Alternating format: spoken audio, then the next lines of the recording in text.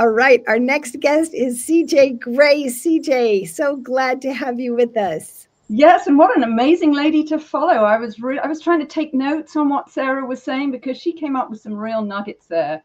I wish I had a transcript of everything that's happened on this symposium so far, because as I was listening through, I thought, oh my God, I should have written that down. I'm not going to remember it, because then something else is said that's even better, and I've forgotten the earlier comment that I would have liked to have remembered and written down. So that's exactly how of this wonderful event. I want it. Parisa Rose, unfortunately, she was not able to be with us today. She was going to be on our previous panel, but she is sick. But Parisa takes pages and pages and pages of notes, and she says, I will share my notes with you. And I'm always saying, yes, I want them. So Parisa, we miss you. Parisa is our new Chief Relationship Officer and Chief our COO. So anyway, Chief, whatever that stands for. Yes. Some acronym. It must mean something. Yeah. She works very closely with Mo Rock and the Chief Operational Officer. Yeah, there we go. All right. I'm the chief idiot, but let's not go there. Okay, I have to tell you about CJ Grace. So CJ is a BBC journalist, and she has written 2 award-winning books. One of them is The Adulterer's Wife: How to Thrive Whether You Stay or Not. And she is also a breast cancer survivor. And she is two time. Yes. 2 times. Yes, thank you. One wasn't enough for me. I had to be special. Anyway, I had CJ as a guest on my comedy podcast that I host with Barbie Ray called Unstoppable AF. And she was telling us about the link between well, anyway, I'll let her tell the story. But infidelity and breast cancer, which is the subject of my second book. But yes, and it goes both ways. There's a lot of links because infidelity creates a hell of a lot of stress, and that creates illness. Stress is one of the main causes of illness, as we've been seeing from a lot of these wonderful functional medicine practitioners who've talked about how to relieve stress on your system. Well, infidelity, you might lose your home. You're going to most likely lose your relationship. Your whole life changes. You feel betrayed. And so that's a huge amount of stress. And that can create breast cancer. There's so many instances of that happening, and it happened to me. I got my second bout of breast cancer after I found out about my husband's infidelity. And the other way around, it happens too, because if women are not that well, men often bail. Sadly, men are not kind of natural caregivers. They're not the ones that bear children and have to deal with rearing children for God knows how many decades, probably till they leave the nest at the very least. And that is something that they're used to doing. So if a man is sick, the woman is much more likely to stay and take care of him than the other way around. I mean, there was a study in 2009 by Michael Glantz at the Barrow Institute in Phoenix, I believe, and it found a massive disparity in partner abandonment when you go by gender. Huge. Sometimes it was more than 12 times the likelihood of a partner being left if the sick partner was female rather than male. I mean, that's not to say there aren't some wonderful men out there who've been great at taking care of their ailing ladies, but that is not necessarily the norm, sadly. Right. And I remember that when that study came out, being from Arizona, I was fascinated by the statistical connection there and the connection between infidelity and breast cancer and the massive stress upon the body. So tell us more about the research between the stress and what it is specifically about the infidelity that is connected to breast cancer. Well, I think I mentioned some of that, but generally speaking, if your life is starting to crumble in one way or another, you are going to go into a deep, dark hole, at least temporarily. The hope is that you find ways of getting out of it, which is what I talk about. How do you get yourself out of that hole? But while you're in that hole, you are much more likely to feel physically as well as psychologically unwell, because the mind and body are so connected. That's what we've been hearing with a lot of these functional medicine folks that you've already had speaking. Mind and body are almost always talking to each other. And if your mind is not happy, your body is not going to be happy either. Right. That's such a great way to put it.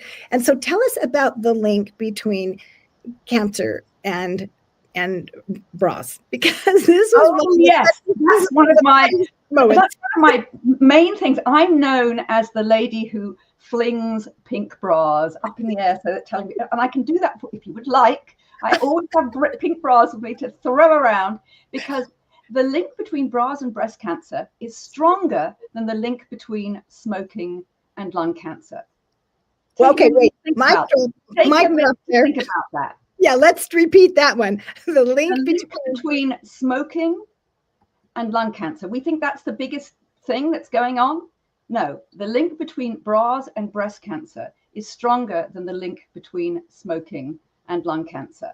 And one of the prime researchers in this field, Sydney Ross Singer, wrote a book called Dressed to Kill, The Link Between Breast Cancer and Bras. There was an earlier edition, and then a later edition. The later edition of that has a lot more studies in it, but he has done research of his own. He's also collated a lot of peer-reviewed studies from around the world that show an incredibly strong link between bras and cancer. Now, I will say that if you Google this issue, sadly, the only study that comes up is the 2014 Hutchinson study, which is the only one that shows no link. Why does it show no link? Well, it had no control group of women who don't wear bras. Now, that would be like studying the link between smoking and lung cancer without including any non-smokers to compare to the smokers. All they did was compare women who wear bras who didn't have cancer and women who wear bras who did have cancer.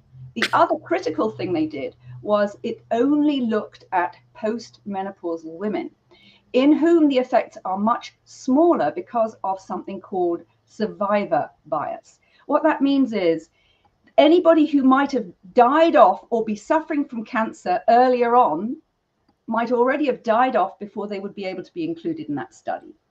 So by only looking at older women, postmenopausal women, they got a much lower rate of breast cancer. So those were just two of the major things in that study that make it less robust than a lot of the other studies out there. So many studies from all different parts of the world show that link. And why does it happen? Because when you think about it, a bra constricts your breasts, and that stops the lymph from moving in your system. And it's the lymph system that moves out toxins and waste products and all of that. And where do toxins and waste products tend to collect in the body? In the fat tissue. And where do we women have a lot of fat tissue? In our breasts. So it is critical to not have those areas constricted. The other point is that you have a lot of lymph nodes there on your armpits and around there. And if you have a very tight bra that's constricting those lymph nodes, that is really bad for lymph flow. So my view is don't wear a bra at all. Now, some people might be more endowed than I am. And, you know, if you do sports, you don't necessarily want to be moving around more than the ball. So, you know, you might want to wear a sports bra during those occasions. But you want to wear a bra as little as possible, definitely not to sleep, and make sure that it is well fitting, not super tight. You don't want to be seeing welts on your shoulders. I remember seeing those welts on my mom's shoulders, actually. Yeah. You know, but that's the thing. And then what about your nipples showing? This is another problem. If you go to a business meeting, it doesn't make you look very professional if you've got your nipples poking through the fabric. So what do? This is my solution. There is a solution. These things, you just wear those. And that makes you look professional. Or you choose clothing that is, you know, either it's thicker fabric or it's patterned or something like that, that won't show your nipples. I will have to say there's another point of this is, why does it matter? Why do men show their nipples and women can't? What is about that? What's so bad about it? You know, most people have seen nipples. If you've been a baby and you've nursed with your mom, you've seen nipples. So why are nipples not allowed to be seen? So that's a whole different point. I don't know whether we want to go down that road today, but you know, well, this brings me. like this that. brings me to another point about CJ is I love her sense of humor. Oh my goodness. When she was throwing her bras on our show, she had one that got caught on the lamp that was hanging down and it just stayed there, while we continued our show. But this is one of the things that CJ implements in her life is humor to help her to have more resilience, because dealing with infidelity is massive, and then dealing with breast cancer twice. And so, CJ, if you could tell us a little bit more about how you have developed such an amazing sense of humor, because as a researcher and a journalist, you don't often think about those two going together with somebody who's hysterically funny like you are. Yeah, and when I was working with the BBC, we had to be much more, deadpan and not editorialize and not make fun of things unless it was specifically supposed to be humorous. So it's a whole new thing to now be able to bring out the humor. But I was brought up with humor. I remember my parents would let me stay up late for Monty Python when it came out in the 70s. God, I'm telling you how ancient I am. But when it came out in the 70s, it was on at 10:30 at night, and that was technically after my bedtime.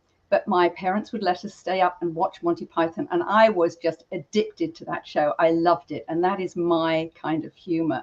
And I bring that into everything I do. And when I was going through breast cancer, if you don't see the absurd side of things, if you don't see the absurd humor, then you're just going to be down. If you don't laugh, you cry, basically. I think humor is the solution to getting over a lot of mental problems, a lot of physical problems, to just see the humor in it. And that's really what I would say. There's laughter yoga, for example, that's been very effective. It's a yoga practice. I don't know whether I'd want to do the forced laughter, but I'd rather laugh at something because it's funny. But it does work, apparently. And then I think it was Norman Cousins who had ankylosing spondylitis, and he was suffering excruciating pain. The doctor said there was nothing they could do, and he decided to watch comedy on the television. I think the Three Stooges was what floated his boat there.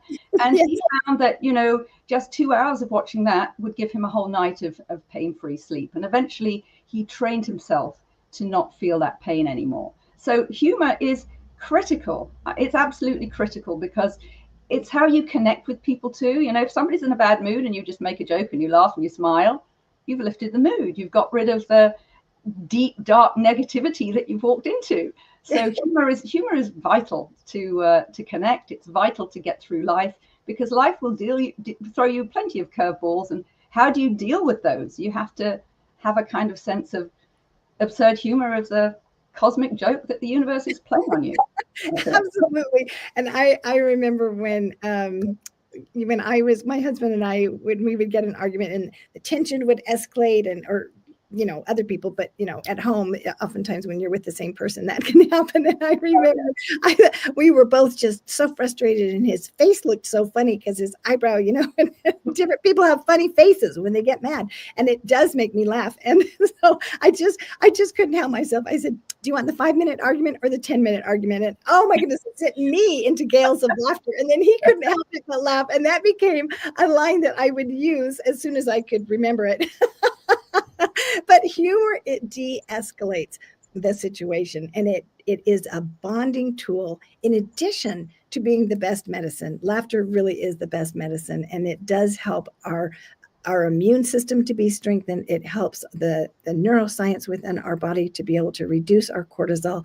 And so it helps us to produce oxytocin as well, to bond us to people. So humor is very powerful. And CJ, you are amazing at that. CJ also hosts a TV show on the Thriving Women Network, and her show is called Uncomfortable Conversations, where she talks about the things that we don't like to talk about, as you can tell today. And so I encourage you all to go and watch her show and connect with her there. And CJ, it was really great to have you on today. Can't wait to have you come back and tell us more and enjoy more of your sense of humor. Yes, and I do have the bras. I think maybe I could finish by throwing them in the air. Why not?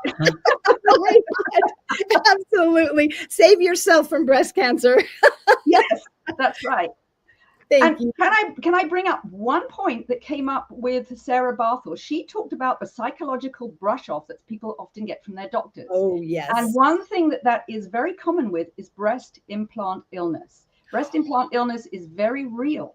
But there was a study done that was published in 2022 by some Dutch surgeons that were trying to claim that when people complain about breast implant illness, when women complain about it, it's just because they are neurotic. I'm serious. This was a real study. And yet, breast implant illness is very real. And there is a Facebook support group. I think it's called Breast Implant Illness and Healing by Nicole, because it's Nicole DeRuda, who is one of the pioneers in this field. Well, to date, that group has almost 200,000 members. Breast implant illness. It can create, the silicone implants can create systemic problems throughout the body that are hard to understand. And it's hard to understand that it is from breast implants. But even people like, say, Crystal Hefner, who was Hugh Hefner's widow, she is now a spokesperson for that because she had them for cosmetic reasons. She was feeling extremely unwell for quite some time before she realized it was the implants. And when she had them removed, she started to feel better. So that's just one other thing that I wanted to leave folks with, because in case you are somebody who's had breast implants and you are having some weird symptoms and you really don't feel good, maybe you should check out Nicole DeRuda's site. That's Breast Implant Illness and Healing by Nicole. She has a Facebook support group. Thank you. Thank you for bringing that up, because I have several friends that have had breast implant disease, and when they got them removed, they felt so much better. And I was fascinated how that affected their whole body and affected even their mental health as well. So yeah, thank you so much. It affects everything. Yeah, thank you. Thank you for being with us, CJ. It was great to have you with us today. And thank you for the laughs. Thank you for the fun. And thank you for being such an excellent researcher and such a leader in resilience. Thank you. It's been amazing. And I look forward to listening to everybody else today. Thank you. Bye-bye.